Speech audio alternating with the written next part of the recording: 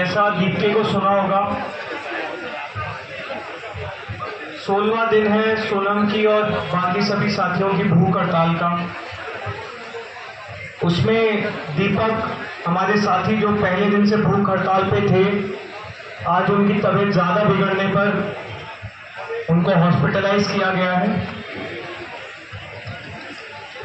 सोनम जी की तबीयत आप जैसा समझ सकते हैं, 16 दिन हो चुके हैं तो लगातार बिगड़ रही है। लगभग 8.5 किलो वजन लूज हो चुका है।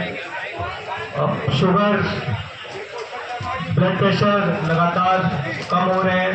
चलने फिरने में आप समझ सकते हैं दिक्कत हो रही है, बोलने में दिक्कत हो रही है, एनर्जी लेवल स्लो है। सरकार की तरफ से कोई रिस्पॉन्स नहीं, और अगर सच बोलूं तो सरकार से अब हमें ज्यादा उम्मीद नहीं है। उम्मीद सिर्फ आप लोगों से है। ना मीडिया से उम्मीद है, ना पुलिस से उम्मीद है, ना सरकार से उम्मीद है, सिर्फ आप लोगों से उम्मीद है। ये आंदोलन भी 23 दिन बाद, 24 दिन बाद सिर्फ इसलिए चल रहा है क्योंकि आप लोग यहां पर टिके हुए हैं। पूरे देश भर में लाखों करोड़ों की संख्या में हमें मैसेजेस आ रहे हैं। सोनम सर की हेल्थ को लेकर लोग परेशान हैं, चिंतित हैं, हम भी चिंतित हैं। लेकिन इस सरकार के भरोसे लेकर कुछ नहीं होने वाला। सरकार को फर्क पड़ना होता तो अब तक पड़ चुका होता, लेकिन ये सरकार अहंकार में डूब चुकी है। इनका ईगो इस देश के युवाओं से बड़ा हो गया है, तो इनके इस ईगो को हमें तोड़ना होगा, इनके इस अहंकार को हमें तोड़ना होगा। इस 20 जुलाई को हम लोग जंतर मंतर से संसद की तरफ शांतिपूर्वक मार्च करेंगे। वो संसद जिसे हमें हमारे मुद्दे उठाने चाहिए, लेकिन वो संसद क्या मुद्दे उठाती है आप लोग जानते हैं।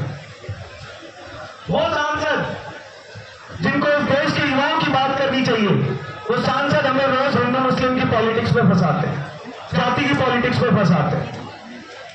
सांसद किसके लिए है? हमारे लिए है या इन हुक्मरानों के लिए? बताइए आप लोग। हमारे लिए तो वो मुद्दे किसके उठाएंगे, हमारे या इन लोगों के? हमारे।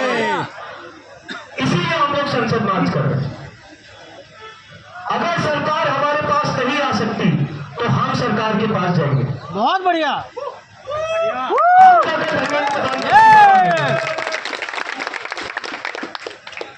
जब तक धर्मेंद्र प्रधान इस्तीफा नहीं दे देता हम लोग जंतर मंतर नहीं छोड़ेंगे।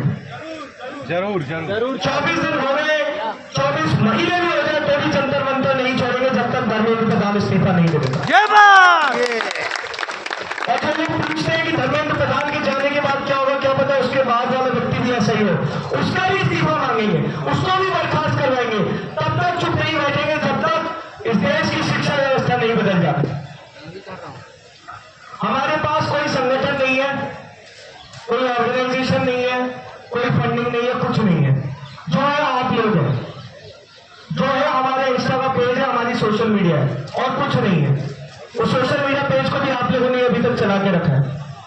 तो अगला 1 हफ्ता हमें आप लोगों का साथ चाहिए। अपने जीवन के कुछ दिन, कुछ घंटे इस आंदोलन को आप लोगों को देने होंगे। अगर हम देश की शिक्षा व्यवस्था को बदलना चाहते हैं तो हमें थोड़ा संघर्ष तो करना पड़ेगा। बिल्कुल करेंगे सर, थोड़ा सेक्रीफाइस तो देना करेंगे। मुझे पता है आप में से कई लोग नौकरी करते हैं, 10 से 6 की नौकरी है। कई लोग दिन की कमाई पर जीते हैं, जो उस दिन कमाई है वो उस दिन रात को खाना खा के उनका घर चलता है, हमें पता है।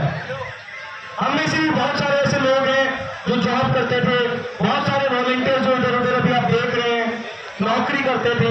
कई लोगों की नौकरियां छूट गई, कई लोगों के बिजनेसेस बंद होने की कगार पे।